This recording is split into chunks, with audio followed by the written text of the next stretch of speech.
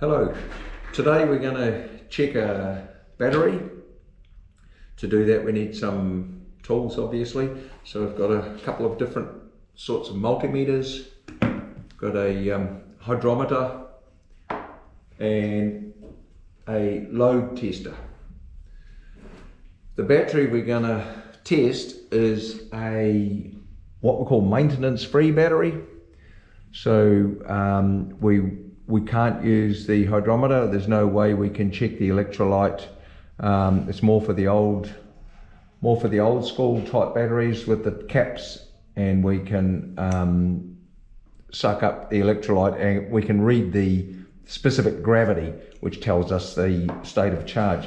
But for this type of battery, this is a maintenance free type, so we can't do that. So how do we check these batteries? Okay. Number one thing I would check, the first thing is they've got a sight glass on the top, and usually we can look down there, and I'm not quite sure what you can see. If I had a torch I'd be able to show you. It looks a little bit green, which tells us that it's okay. But there's another giveaway here, is the actual date, the date of manufacture. 6th month, June 2016. Now this battery is a suspect battery. We think it's been faulty, but we just need to test it. So that's 6 years old. It is now May 2022. So it's just about 6 years old, which tells us that it's probably getting way towards the end of its lifestyle, its life. Normally they guarantee them for 2 years. Oh, this one's 36 months, so 3 years. It's guaranteed for 3 years. They'll go for 4 years quite easily. Usually 5 years is a bit of a bonus on an older car. This one came out of a 2008 Ford Focus. But 6 years is getting towards the end of its life. The first thing we're going to do, I'll show you how to use a multimeter. If we have a look at the this multimeter, the red one to start with. Now if we have a look down here, there's a range of settings on it, so we're going to turn it on to start with, this little yellow button, and it comes up there, and we're going to check volts. It's actually on volts, so this little symbol down there with the V, actually I'll get out a little bit, it's got V and a straight line and a couple of dots. If we can get in a little bit closer, a little bit blurred. Okay, so that tells us it's direct. We're on a 20 volt scale. We're going to measure 12 volts hopefully. So the 20 volt scale is going to be ample. Usually there's a number of scales, so we've got the 2 volt scale, well, it's going to be more than that. And we go to 20, and the next one up is 200, and then 1000 volts, which is going to be way more than what we're going to be measuring. So we're going to go back to the 20 volt scale, direct current. If we the alternative is the alternating current. So we've got a V here with a wiggle. I'm not quite sure if you can see it there, V with a wiggle.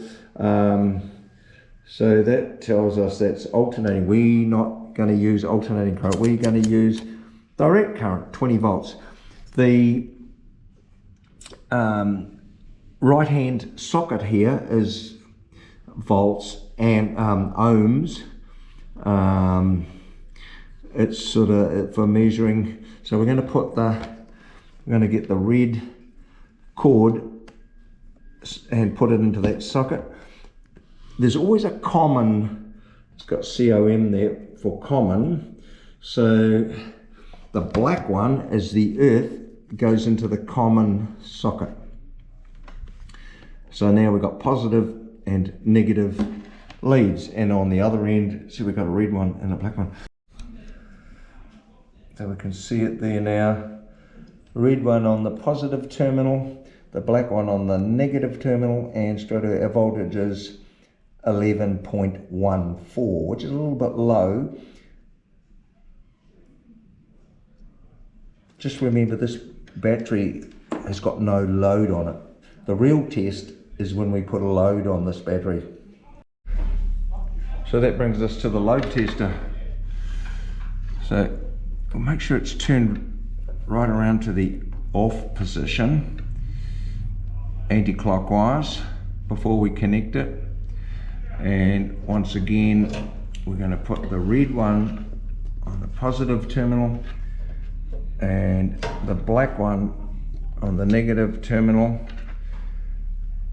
It gives us the volts. So on the right hand scale we've got the volts, so it's telling us we are around 11 volts, which works with the multimeter was the same. It was 11 point, just over 11 volts on it.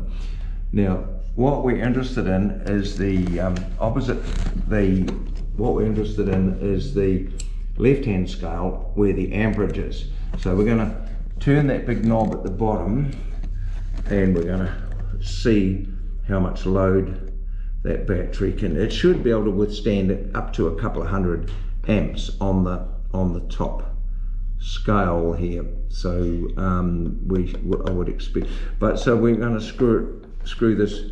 I'm turning this knob. I'm going to come back a little bit. We should be able to see that that left hand needle come up. I'm turning this. Oh, the volts. See, the volts drop right back to 0, and it hasn't gone anywhere. So that tells us, if I see what happened when I backed it right off. It's not going up. So as soon as a minuscule load came on, I'll wind this up again. Now I'm winding it up. Now watch that voltage drop.